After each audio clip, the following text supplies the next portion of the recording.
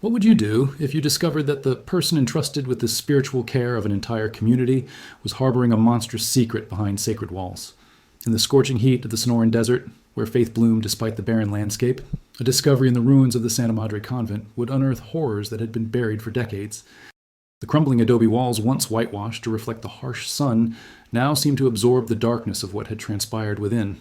If you appreciate these historical investigations into places where faith and terror intersect, consider subscribing for weekly explorations of humanity's darkest corners.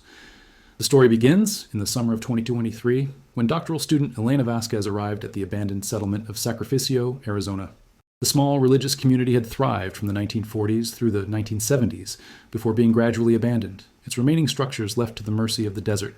Elena's research focused on isolated religious communities of the American Southwest, but what began as an academic pursuit would soon lead her into the darkest chapters of Sacrificio's history. The settlement itself seemed reluctant to reveal its secrets. Located 70 miles from the nearest town, accessible only by a winding dirt road that disappeared during sandstorms, Sacrificio had effectively removed itself from the outside world. This isolation had been by design, as Elena would later discover in the community's founding documents. The faithful must separate themselves from the corruption of modern society, wrote Father Matteo Salvatore, the Italian-born priest who established the community in 1943. Only in the purifying emptiness of the desert can we truly hear God's voice. Elena's first impression of the ruins was one of eerie stillness. The main street consisted of a dozen modest adobe buildings arranged in a semicircle around what had once been a central plaza. At the far end stood the remains of the church, its bell tower still reaching toward the heavens despite significant structural damage, but it was the building behind the church that drew Elena's attention. Unlike the other structures, the convent had been built with stone rather than adobe, and much of it remained intact. I knew the convent was important to my research, Elena later wrote in her journal, but I couldn't have anticipated how it would come to haunt my waking thoughts and turn my dreams to nightmares. On the first day of her investigation, Elena set up her base camp in what had once been the community's general store. The wooden roof had long since collapsed, but 3 walls remained standing, providing some shelter from the relentless sun. She arranged her equipment methodically: cameras, recording devices, notebooks, and the small collection of historical documents she had managed to gather before her arrival. Among these was a faded photograph showing Father Salvatore standing proudly before his newly built church, surrounded by about 30 community members. Elena noted the distinct separation in the image: men on one side, women on the other, with a group of nuns standing slightly apart. The photograph had been taken in 1945, according to the notation on the back. Father Salvatore appeared to be in his early 40s, tall and imposing with sharp features and penetrating eyes. There's something unsettling about his expression, Elena recorded in her notes. A certain intensity that seems excessive even for a man of faith. As the afternoon heat became unbearable, Elena decided to explore the convent, hoping its stone walls might provide some relief from the sun. The heavy wooden door had warped over decades of exposure to the elements, but she managed to push it open enough to slip inside. The temperature dropped immediately, the thick walls offering a blessed respite from the desert's fury. The entrance hall was surprisingly well preserved, with a stone floor and high, narrow windows that allowed thin shafts of light to penetrate the darkness. Elena switched on her flashlight and began to document the space, moving carefully across the dusty floor. The convent seemed larger inside than it had appeared from the exterior, with a network of corridors branching off from the main hall. The layout is unusual, she noted. Most desert convents of this period were built around a central courtyard to maximize natural light and air circulation. The structure seems designed to minimize exposure to the outside. The first few rooms she investigated appeared to be the common areas, a refectory with a long stone table still in place, a modest kitchen with an ancient wood-burning stove, and what might have been a sewing room, judging by the rusted remains of a machine in the corner. Everything spoke of austerity and functionality rather than comfort. The nuns who had lived here clearly embraced a life of deprivation. As Elena moved deeper into the building, she noticed that the corridors became narrower and the rooms smaller. These must have been the nuns' cells, each barely large enough for a single bed and perhaps a small table. Most contained nothing but dust and debris. But in one, Elena found something that stopped her exploration cold. Scratched into the stone wall beside where a bed would have been was a crude calendar, vertical lines grouped in sets of 7, with every 7th line crossed horizontally to mark a week. Elena counted the markings and felt a chill despite the heat. 372 days, she whispered to herself. Someone was counting the days they spent here, over a year. But it wasn't the calendar itself that disturbed her most. It was what had been scratched beneath it. He comes at night. God help me. Elena photographed the markings extensively, then continued her exploration with growing unease. The final corridor led to a heavy door that, unlike the others, was locked. The metal lock was rusted, but still held firm. Elena made a note to return with tools that might help her gain access, then retraced her steps to the entrance. By the time she emerged from the convent, the sun was setting, casting long shadows across the abandoned settlement. Elena returned to her camp and reviewed her findings, unable to shake the sense of dread that had settled over her. That night, as she tried to sleep under the star-filled desert sky, the scratched message played repeatedly in her mind. He comes at night. God help me. The following morning, Elena drove to the nearest town, San Ignacio, to visit the county records office. If she hoped to understand what had happened at Sacrificio, she needed more historical context than her limited documents provided. The records clerk, an elderly man named Martinez, raised his eyebrows when she mentioned Sacrificio. Not many people ask about that place, he said, leading her to a dusty filing cabinet in the back room. Most folks around here prefer to forget it ever existed. When Elena asked why, Martinez merely shrugged. Some places carry bad memories, he said, pulling out a thin folder. This is all we have on Sacrificio. Not much, I'm afraid. The folder contained property records, tax documents, and a few newspaper clippings. Elena scanned them quickly, noting that the land had originally been purchased by the Diocese of Tucson in 1942, then transferred to something called the Order of the Arid Faith the following year. This private religious order had been established by Father Matteo Salvatore, who appeared to have had considerable financial resources, despite his status as a missionary priest. One newspaper clipping from 1944 described the new settlement as a haven for those seeking spiritual renewal through isolation and prayer. It mentioned that Father Salvatore had brought with him 7 Sisters of Mercy, who would establish a convent dedicated to perpetual adoration and penitence. Do you know anything about these sisters? Elena asked Martinez. Where they came from, what order they belonged to. The old man frowned. That's the strange thing, he said. They weren't from any established order that anyone knew of. They were young women Father Salvatore had recruited during his missionary work in poor communities along the border. Their families were told they had special vocations, that they were blessed to be chosen. Elena made careful notes of this information. And did more nuns join later? I found a photograph that seems to show at least a dozen women in habits. Martinez nodded slowly. And over the years, more young women were brought to Sacrificio, always from poor families, always very young. Some say they were as young as 14, though that was never confirmed. The community was very private, very closed off. No one from outside was welcome unless they were bringing a new sister to join the convent. How long did this continue? Elena asked. Until the mid-70s, Martinez replied. That's when the troubles began. What troubles? Martinez seemed reluctant to continue, but after a moment he sighed. In 76, one of the sisters managed to escape. She made it to San Ignacio nearly dead from heat exhaustion and dehydration. She told stories. Terrible stories about what was happening at the convent. The authorities investigated, but by the time they reached Sacrificio, Father Salvatore was gone. Most of the community scattered shortly after. By 80, the place was completely abandoned. And the sister who escaped? What happened to her? She was taken to a hospital in Tucson. I never heard what became of her after that. The whole thing was hushed up pretty quickly. The church doesn't like scandals, you understand. Elena did understand, all too well. Do you have any record of her name? Or any documentation of the investigation? Martinez shook his head. Nothing official, but he hesitated, then lowered his voice. My cousin worked at the hospital back then. She said the nun's name was Sister Agnes, and she was pregnant. What Martinez's cousin revealed next would change the course of Elena's research entirely. According to the story, Sister Agnes had been at the convent for nearly 7 years when she escaped. She had been brought there at age 16 from a poor family in New Mexico, told that she had been specially selected by God to join Father Salvatore's holy mission. But the reality she found at Sacrificio was far from divine. My cousin said this Sister Agnes was traumatized, barely able to speak about what had happened, Martinez continued. But during her medical examination, they found evidence of long-term sexual abuse. And she wasn't the only pregnant nun they'd treated from that place over the years. Elena felt her blood run cold. There were others? Martinez nodded grimly. 3 or 4 that my cousin knew of, spread over about a decade. They were always brought in secretly, usually at night. The hospital administration was paid to keep quiet. The pregnant nuns would disappear after giving birth, and the babies... He trailed off. What about the babies? Elena pressed. They disappeared too. Elena spent the rest of the day combing through every document in the folder, searching for any official acknowledgement of these events. She found nothing. If there had been an investigation, all records of it had been purged. The only additional piece of information was a death certificate for Father Matteo Salvatore, dated 1983. He had died in a private care facility in northern Mexico, apparently of natural causes. He was 79 years old.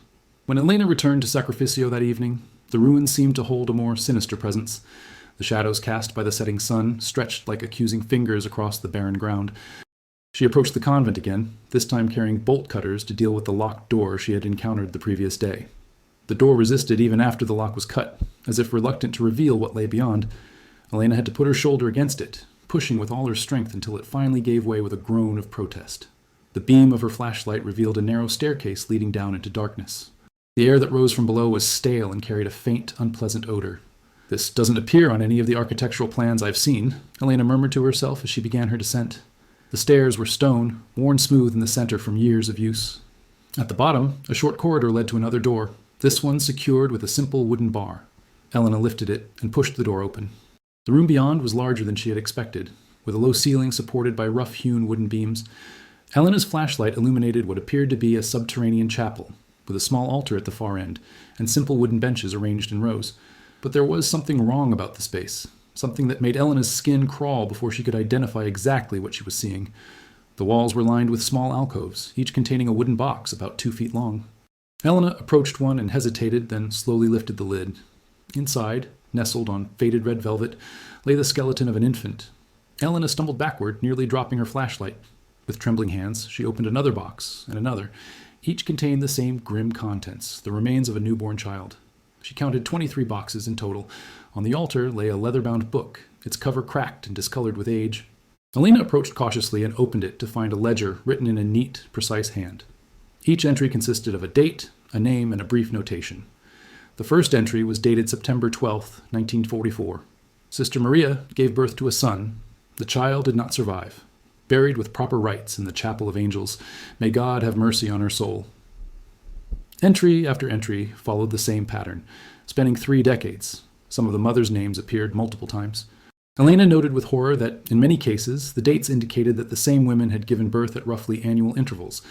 The final entry was dated June 18, 1976. Sister Agnes delivered a healthy female child. Mother and child escaped before the baptism could be performed. May God forgive her transgression and protect the innocent soul she carries into the world of sin. Elena closed the book, her hands shaking so violently she could barely hold it. The implications were too horrific to contemplate, yet the evidence was undeniable. For more than 30 years, Father Salvatore had sexually abused the nuns under his care, resulting in pregnancies that were hidden from the outside world. The infants, who did not survive, whether from natural causes or otherwise, had been buried in this underground chapel. But where were the records of the survivors? Elena returned to the ledger and examined it more carefully. She noticed a system of markings beside some of the entries, small crosses that appeared to indicate the deaths. Entries without crosses presumably represented living children. By Elena's count, there were 17 such entries. As she climbed back up the stairs, carrying the ledger with her, Elena's mind raced with questions. What had happened to the surviving children? Where had they been taken? And how had Father Salvatore managed to conceal such systematic abuse for so many years? The answers would begin to emerge the following day, when Elena's research led her to a retired nurse named Gloria Ramirez. Gloria had worked at the private clinic in San Ignacio during the 60s and 70s, and had been involved in the care of several of the pregnant nuns from Sacrificio. Now in her 80s, Gloria lived in a small house on the outskirts of town, where Elena found her tending to a garden of desert plants. "I've been expecting someone to come asking about that place eventually," Gloria said when Elena explained her research. "Sit down, this isn't a short story." According to Gloria, the arrangement between the clinic and Father Salvatore had begun in the early 50s. Before that, the births had all taken place at the convent itself, with only the assistance of the other nuns. But as the community grew and the pregnancies became more frequent, Father Salvatore had sought medical help to ensure the survival of the infants. He approached Dr. Menendez, who owned the clinic back then, Gloria explained, offered him a substantial amount of money to provide discreet care for the pregnant nuns and to help arrange adoptions for the babies. Dr. Menendez agreed, though I think he regretted it later when he realized the full extent of what was happening. Gloria had been present for at least a dozen births over the years. The nuns would be brought to the clinic in the middle of the night, always accompanied by Father Salvatore and an older nun who served as his assistant. The young women were kept isolated from other patients and were not permitted to speak to the medical staff except when necessary. They were terrified, Gloria recalled, not just of childbirth, but of Father Salvatore. They wouldn't meet his eyes, wouldn't speak if he was in the room. One girl, she couldn't have been more than 18, tried to hold her baby after the birth. Father Salvatore said something to her in Latin, and she immediately let go, turned her face to the wall, and began praying. The babies who survived were taken away immediately. Gloria didn't know exactly where they went, but she had overheard conversations suggesting that most were placed with wealthy Catholic families in other states or even other countries. The families paid substantial donation fees to Father Salvatore's order, believing they were receiving children from young, unmarried women who had sought sanctuary at the convent.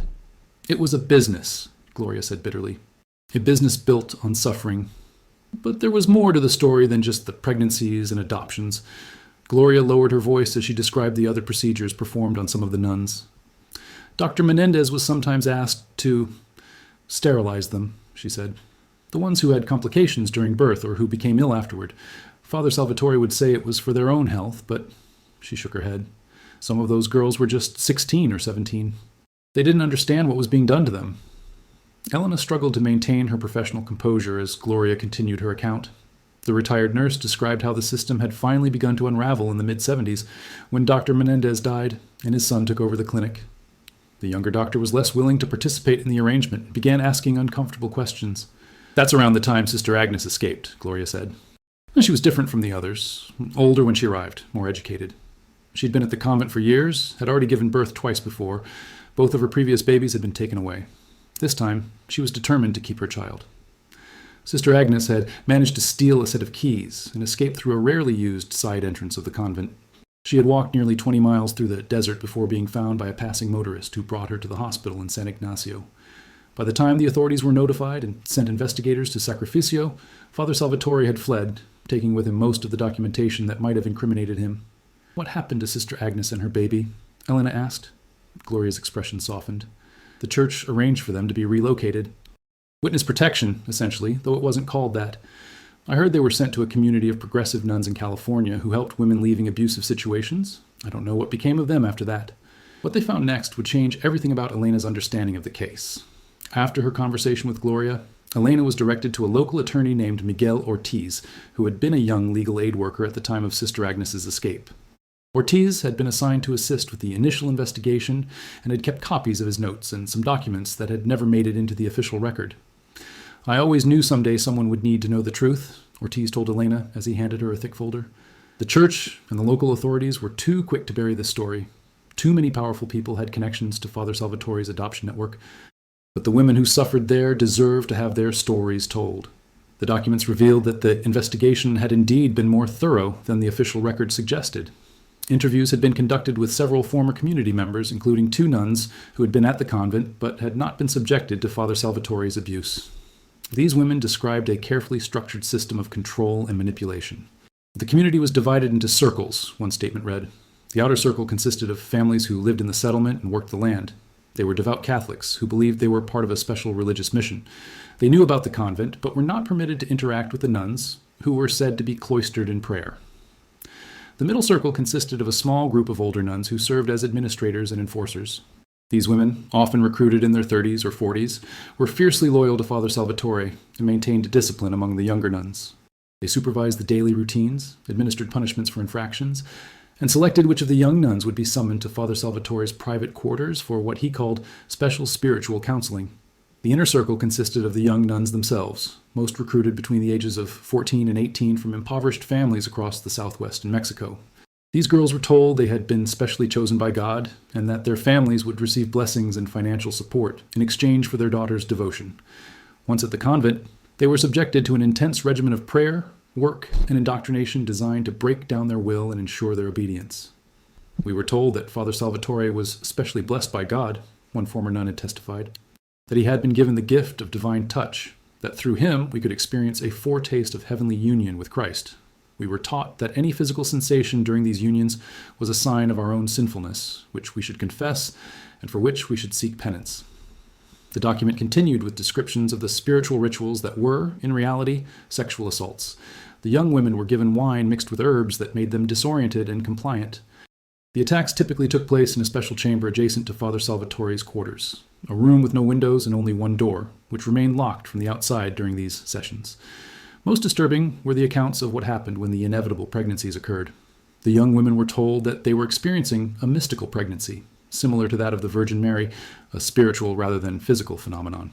As their conditions became impossible to hide, they were moved to a separate wing of the convent where they remained in isolation until they gave birth. The babies who survived were presented to us as gifts from God that we were unworthy to raise, one statement read. We were told they would be taken to special families, chosen by divine providence.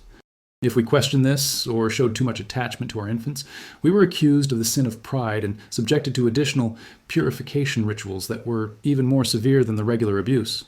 Elena read through the documents with growing horror.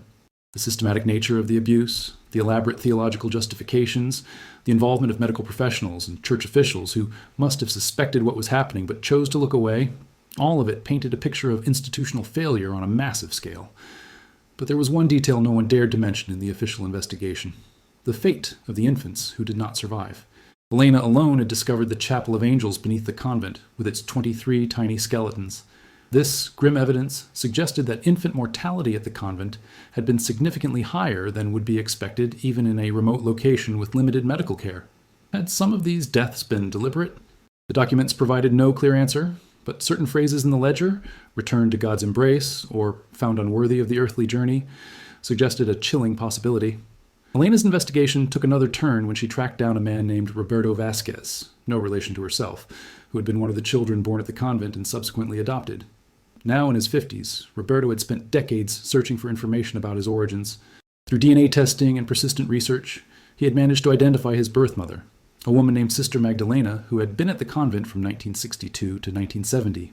She had 3 children while she was there, Roberto told Elena during their meeting at a cafe in Tucson. I was the middle one. My older brother died shortly after birth. At least that's what the records say. My younger sister was adopted by a family in Spain. I've been in contact with her. We're still trying to find our mother, but it's like she vanished after leaving the convent.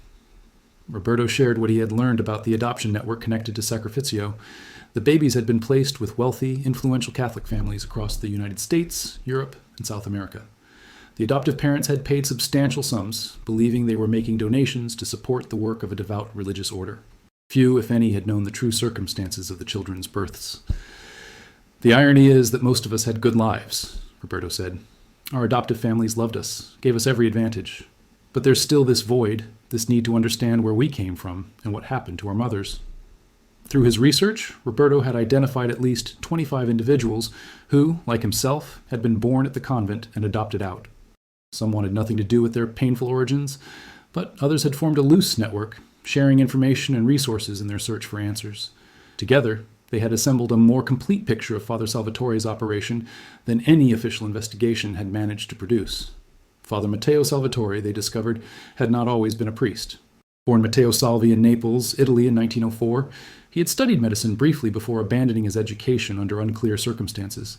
After immigrating to the United States in the 1930s, he had reinvented himself as a lay missionary working with poor communities in the Southwest. By 1940, he had somehow obtained credentials as a priest, though Roberto's research suggested these may have been falsified. He was a charismatic fraud, Roberto explained. He knew enough theology to be convincing, and he targeted communities that were isolated and had limited contact with the broader church hierarchy. He built his own little kingdom out there in the desert, where he could make up his own rules and his own theology to justify his depravity. What made the case even more disturbing was the evidence that some church officials had been aware of irregularities at Sacrificio, but had chosen not to investigate too closely. Father Salvatore's adoption network had generated substantial revenues, portions of which had apparently been shared with certain diocesan offices as charitable donations. When complaints occasionally surfaced, they were quickly suppressed. It was systemic, Roberto said bitterly. Not just one man's crimes, but a failure at every level that should have provided protection. As Elena's investigation progressed, she began to receive messages from other survivors and their descendants. Each account added new details to the picture, revealing the full scope of the horror that had unfolded at Sacrificio over more than 3 decades. By her estimation, at least 60 young women had been held at the convent during that period, with the majority subjected to sexual abuse. Based on the records she had uncovered, there had been approximately 40 live births, with 17 children placed for adoption, and the rest buried in the Chapel of Angels. But the most shocking revelation was yet to come. Through her growing network of contacts, Elena was eventually put in touch with a woman named Maria Diaz, who claimed to be the daughter of Sister Agnes, the nun whose escape had finally brought the abuses at Sacrificio to light. Now in her late 40s, Maria lived in Oregon, where she worked as a counselor for survivors of religious trauma. My mother told me everything before she died, Maria said during their video call. She wanted me to know the truth, no matter how painful. But there was one thing she revealed only at the very end, something she hadn't told the investigators or anyone else, something about Father Salvatore's special children. According to Maria, Father Salvatore had been conducting what he described as a holy experiment, an attempt to create children with special spiritual gifts. He had selected certain nuns for this purpose, subjecting them to additional rituals and preparations before abusing them. The children born from these unions were treated differently from the others. They were not placed for adoption, but were instead raised in a separate facility on the property, hidden from the rest of the community. My mother said there were 5 of them when she escaped, Maria explained. Children ranging from about 2 to 10 years old. They were kept in a building behind the convent that was disguised as a storage shed. Father Salvatore would visit them regularly, conducting what he called assessments of their spiritual development. These children, Maria said, had been the real reason for her mother's desperate escape. Sister Agnes had discovered that her newborn daughter, Maria herself, was intended for this special group. Rather than allow her child to be subjected to whatever experiments or abuse Father Salvatore had planned, she had risked death in the desert to get away. After the investigation began, my mother tried to tell the authorities about these children, Maria continued, but by then they had disappeared. Father Salvatore must have moved them when he fled. She always wondered what had happened to them, whether they had survived, what kind of lives they'd had. This revelation cast an even darker shadow over the already horrific case. Elena immediately returned to Sacrificio to search for the hidden facility Maria had described. Behind the convent, partially concealed by rock formations and overgrown desert vegetation, she found the remains of a small structure. Little was left beyond the foundation and portions of stone walls, but the layout matched Maria's description. A building with several small rooms surrounding a central space, all of it underground except for what would have appeared to be a simple shed from the outside. Among the debris, Elena discovered fragments of unusual items, pieces of scientific equipment, including what appeared to be parts of medical monitoring devices, glass containers with faded labels in Latin, and most disturbing of all, restraints sized for children's wrists and ankles, attached to what had once been small beds bolted to the floor. What had Father Salvatore been doing with these children? The evidence suggested some form of experimentation, but its exact nature remained unclear. The journals and documentation that might have explained his intentions were presumably lost when he fled, possibly destroyed to cover his tracks.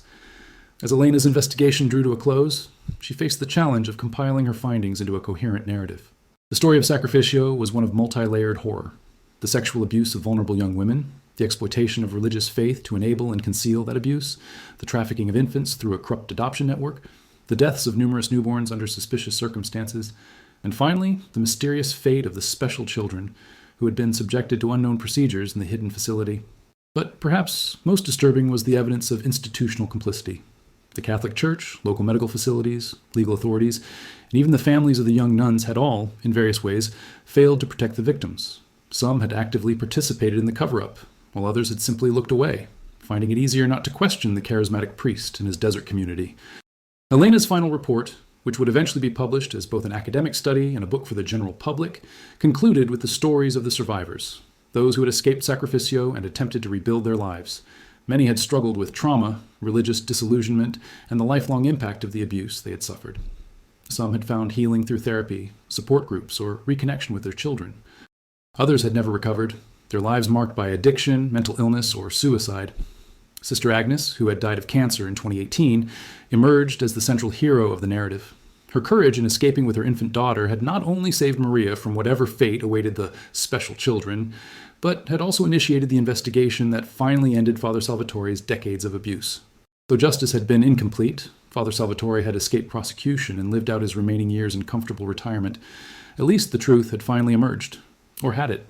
As Elena prepared to leave Sacrificio for the last time, standing amid the ruins of a community built on lies and suffering, she couldn't escape the feeling that there were still secrets buried in the desert sand. What had happened to the 5 special children Maria's mother had described? Had they survived? Were they living normal lives somewhere, unaware of their origins? Or had they met some darker fate when Father Salvatore realized his enterprise was collapsing? And what of the other nuns who had been at the convent when Sister Agnes escaped? The official record indicated that most had been relocated to other religious communities or returned to their families. But Elena had been able to confirm the whereabouts of only about half of them. The rest seemed to have vanished, their names appearing in no subsequent records.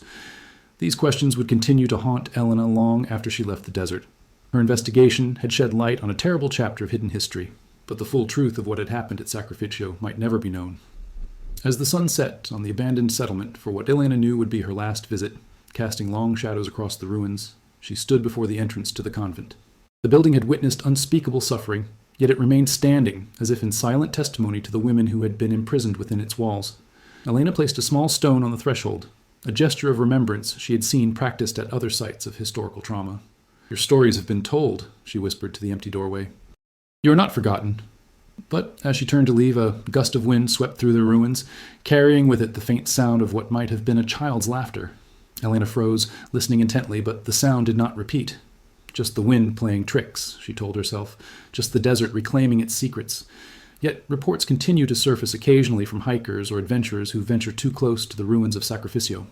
They speak of strange lights seen at night around the remains of the convent, of children's voices calling from empty rooms, of a tall figure in clerical garb standing watch from the broken bell tower. Local authorities dismiss these stories as the products of overactive imaginations influenced by the site's notorious history. But the DNA testing service used by Roberto Vasquez and other adoptees born at the convent has noted an unusual pattern in recent years. 5 individuals, all roughly the same age, all adopted under irregular circumstances in the late 1970s, all show a genetic connection to women known to have been at Sacrificio. These 5 have never registered with any of the survivor groups or shown any interest in their origins. Attempts to contact them have been met with silence or explicit requests to be left alone. One researcher who managed to locate one of these individuals described him as unnervingly calm, with eyes that seemed to see through you rather than at you. The man had declined to discuss his background, but had asked with apparent casual interest whether the researcher had ever visited the ruins of Sacrificio. When the researcher admitted he had not, the man had smiled and said, "Don't. Some places are better left undisturbed. The desert keeps its secrets well." The sand shifts, covering and uncovering the traces of human suffering according to its own inscrutable timetable. The ruins of Sacrificio continue to crumble, returning slowly to the earth from which they rose. But the stories of what happened there, the abuse disguised as devotion, the cruelty masked as faith, the lives shattered in the name of God, those stories remain, carried forward by Elena Vasquez and others like her who believe that truth, however painful, is preferable to comfortable forgetting. And somewhere, perhaps, Father Salvatore's legacy continues. The 5 special children, now adults in their 50s, move through the world carrying whatever gifts or curses his experiments bestowed upon them. Some believe they gather periodically at remote locations, drawn together by a connection they cannot explain or resist. Others suggest they have risen to positions of influence in religious organizations, medical institutions, or government agencies, guided by the unusual abilities cultivated during their early years in that hidden facility. Most disturbing are the rumors of a 6th generation, children of the special children born with even more pronounced differences. These rumors point to a small religious community recently established in the mountains of northern New Mexico, where a charismatic leader preaches a doctrine that combines Catholic symbolism with esoteric practices. The compound is said to include a medical facility with equipment far beyond what would be expected in such a remote location. Authorities who have investigated these claims report finding nothing suspicious, just a peaceful religious retreat whose members prefer privacy to engagement with the outside world. But those familiar with the history of Sacrificio note the unsettling parallels. The isolation, the hierarchical structure, the special status accorded to certain children within the community. Elena Vasquez has heard these rumors.